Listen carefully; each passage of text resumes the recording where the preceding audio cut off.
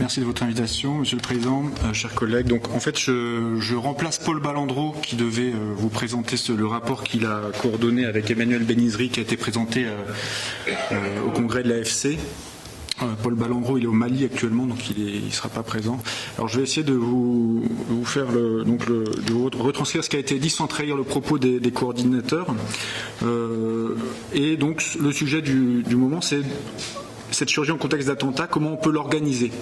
Ce sujet, il a été commandé par l'Association française de chirurgie suite à une rencontre un peu brutale entre deux mondes.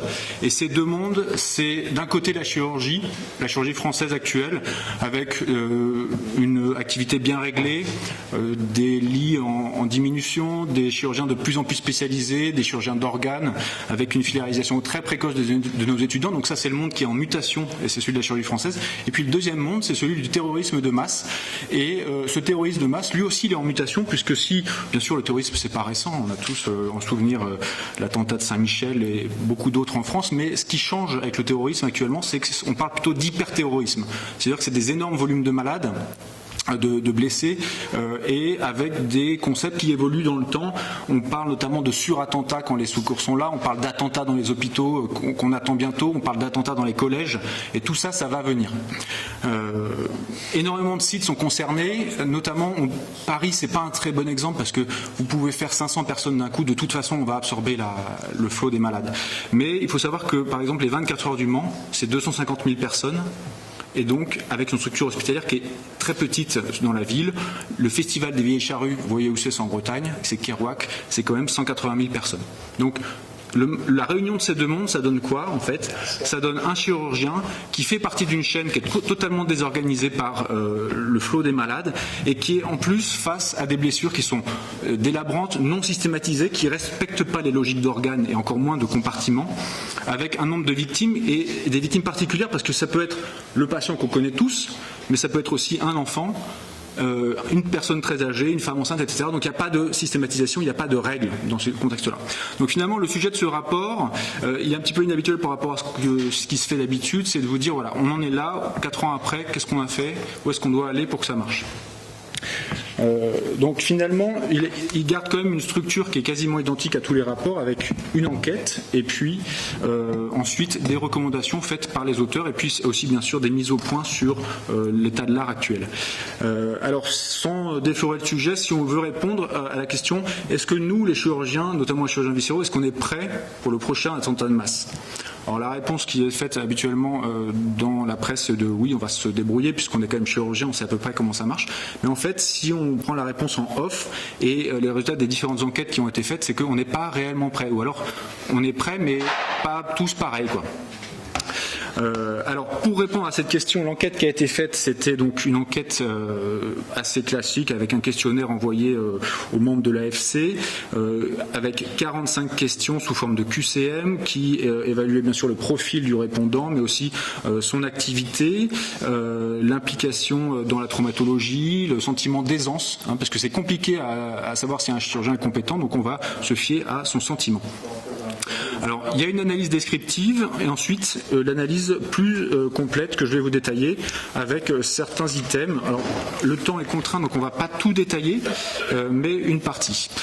Donc, sur les 2000 questionnaires envoyés, peu de répondeurs, 317 réponses. Donc, ensuite, une analyse descriptive, univariée d'abord, puis multivariée. Quand on voit le profil des répondants, on voit qu'il y a deux populations un petit peu surreprésentées, c'est les moins de 35 ans et les plus de 50. Alors c'est assez paradoxal pour les jeunes, puisque je vous rappelle qu'il y a peu de chirurgiens qui ont moins de 35 ans, c'est 12% de la population des chirurgiens, donc finalement on a quand même le sentiment qu'ils se sentent relativement concernés par le problème, et c'est pour ça qu'ils sont surreprésentés dans cette pratique, dans ce questionnaire, pardon. Sans surprise, c'est essentiellement les chirurgiens du public qui ont répondu avec certains chirurgiens militaires. Il y a quand même quelques chirurgiens privés qui ont répondu, mais globalement, ce questionnaire parle surtout des chirurgiens qui exercent dans le public. Et quand on leur demande « Est-ce que vous avez déjà vécu une expérience d'afflux de blessés ?» alors moi en France ça m'est jamais arrivé, enfin si, à part les attentats, mais finalement beaucoup répondent oui. Alors c'est un peu paradoxal puisqu'on a l'impression qu'un tiers des répondants ont déjà vécu un afflux massif de blessés dans leurs hôpitaux, ce qui paraît totalement paradoxal. Et en fait il y a probablement un biais de sélection des gens qui ont répondu. C'est essentiellement des gens qui bossent donc dans des trauma centers et qui ont aussi participé à la prise en charge des attentats de Paris, de Nice. Et puis pour les militaires, en opération extérieure, on peut considérer qu'on est souvent confronté à des afflux massifs. Quand on leur pose la question à ces chirurgiens, est-ce que vous savez ce que c'est un plan blanc ? En fait, la réponse, elle n'est pas si évidente que ça. On sait tous ce que c'est un plan blanc. Est-ce que vous avez participé à sa conception ? C'est non. Est-ce que vous avez participé à un exercice plan blanc ? C'est plutôt non. Et enfin, est-ce que vous savez qu'il y a des exercices plan blanc qui sont organisés dans vos structures ? Personne ne sait en fait. Donc globalement, ce qu'on peut dire, si on fait une photo un petit peu grossière de la population, c'est que les plans blancs, ça ne nous concerne pas nous les chirurgiens parce qu'on est au-delà de tout ça. En tout cas, c'est ce qui ressort. Pour autant, il y a une vraie prise de conscience que quand c'est très désorganisé, c'est quand même dommage de ne pas connaître les procédures de rappel des personnels, les procédures dégradées de passage au bloc, etc., dites en d'histovigilance, etc., parce que c'est ça les problèmes des afflux massifs. C'est tout ça. Et donc, finalement, 91% de la population sont assez favorables à ce qu'on leur réexplique comment ça marche dans ces cas-là et à ce qu'on fasse des exercices.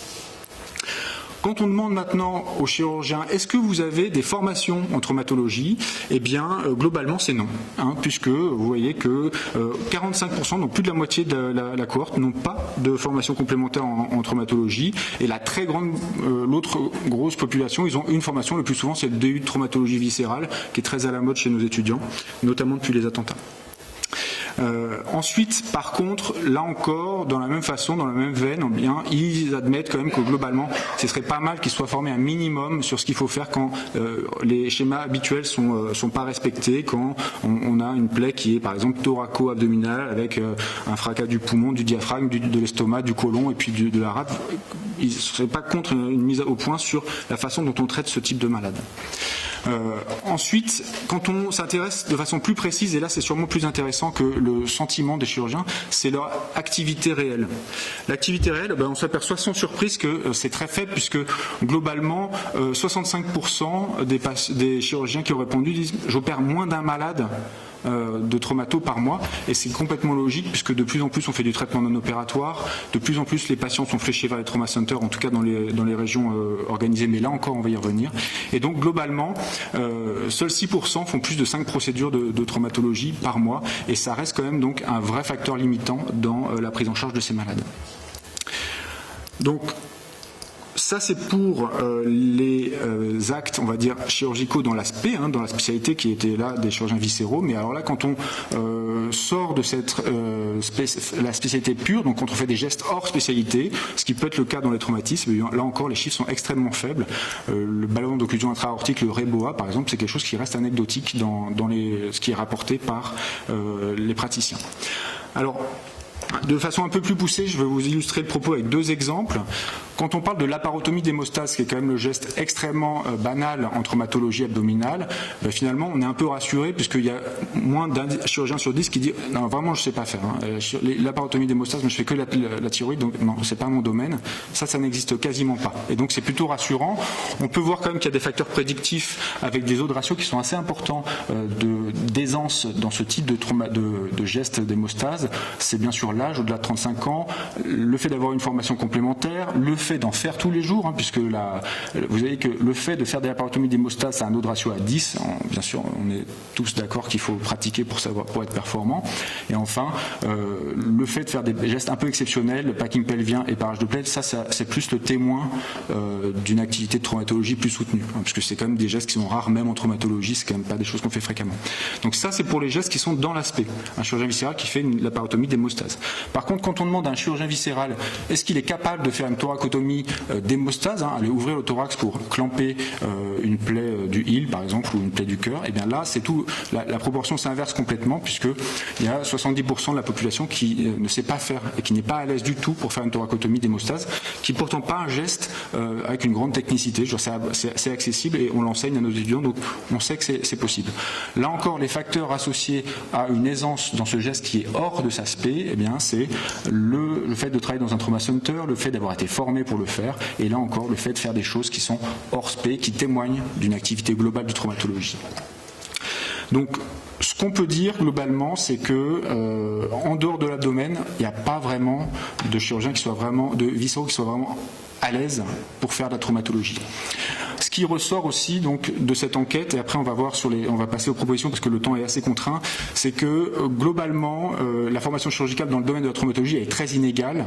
Il y a des besoins qui sont exprimés et que si on voulait définir un peu le profil type du chirurgien à l'aise en traumatologie, il a plus de 35 ans, il est très formé, au-delà de son DES, son DESC, il a d'autres formations complémentaires, il travaille dans un trauma center, il s'y intéresse et il fait d'autres procédures extradigestives, classiquement thoraciques et vasculaires. Alors, ça c'était pour l'enquête, et vous voyez que, je vous l'avais dit, on n'est pas prêt pour le prochain attentat. Quand ça va arriver, ça va être encore quelque chose qui va pas très bien se passer, notamment parce que, vous l'avez vu à Paris, le taux de mortalité intra-hospitalière est de moins de 2%. Ça veut dire quoi?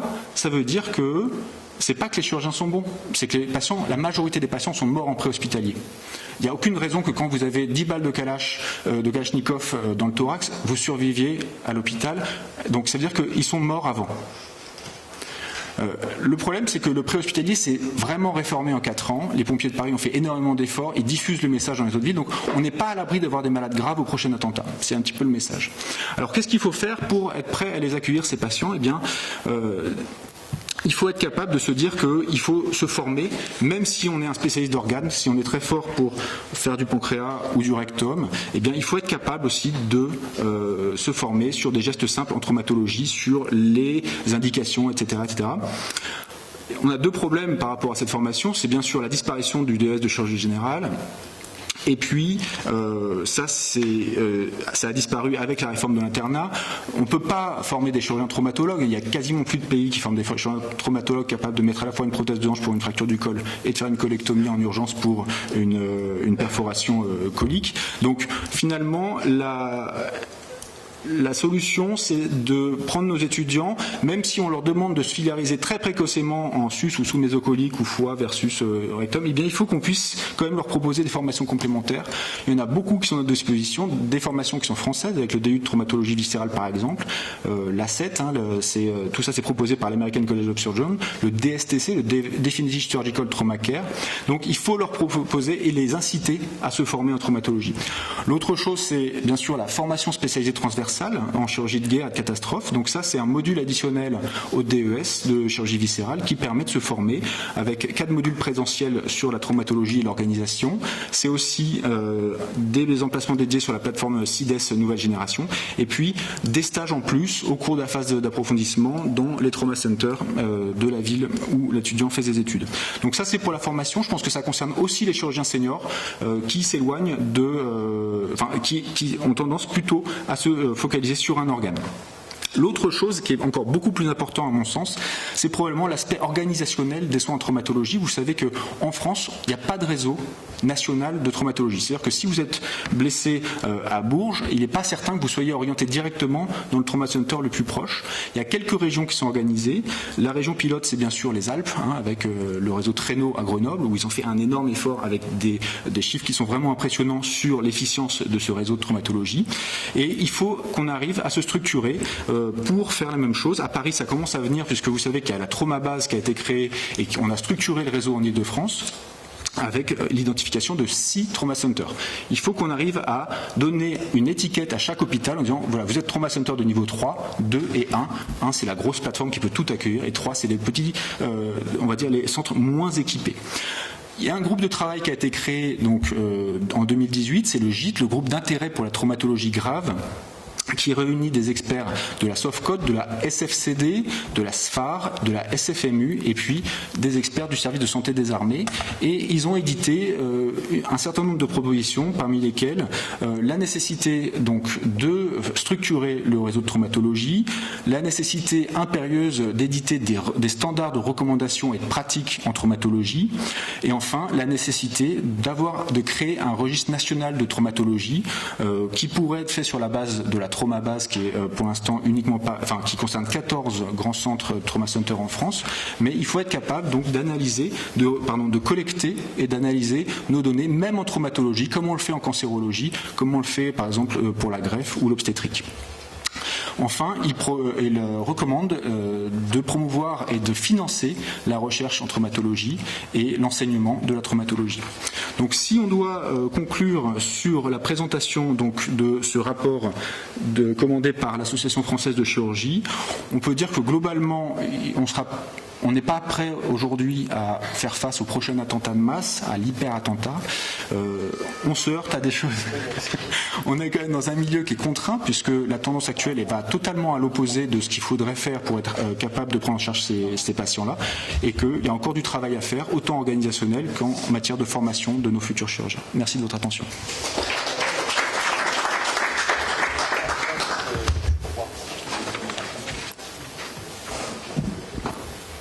D'abord, merci beaucoup pour cette présentation. Juste une première question. Si mes souvenirs sont bons, il n'y a pas aujourd'hui de formation qualifiante en France de traumatologie. Il y a un DU, mais ça n'est pas reconnu. Il n'y a aucune reconnaissance d'une formation en traumatologie aujourd'hui. Non. Ah, ça. Oui, bonjour Gérard Pascal, merci beaucoup pour s'être lancé dans cet exercice qui est un exercice pas facile, surtout d'un travail peut-être auquel vous n'avez pas travaillé directement. Donc j'ai pas mal de questionnements sur cette enquête.